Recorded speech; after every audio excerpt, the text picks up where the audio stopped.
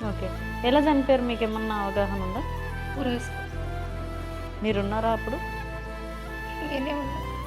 అంటే ఎత్తుకొచ్చారట కోపంతో గొడవైనప్పుడు. నేను ఇష్టమని నన్ను ఎత్తుకొచ్చారు.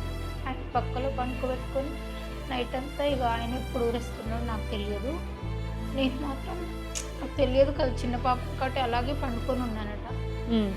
1½ ఇయర్ ఏమో ఉండేనట నాకు.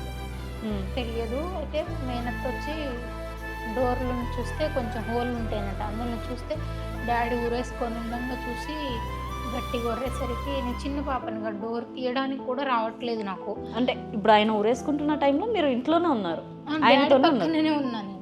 కానీ నాకు తెలియదుగా మ్యామ్. చిన్న పాప పిల్లలకి మాక్సిమం నిద్రపోతే లేవరు. ఆ ఒక 5 మినిట్స్‌లో మాక్సిమం ఊరేసుకుంటే ఒక 5 నిమిషాల్లో ప్రాణం పోతది. నాకు తెలియదు కదా! డోర్ తీయడానికే చాలా కష్టపడ్డానట.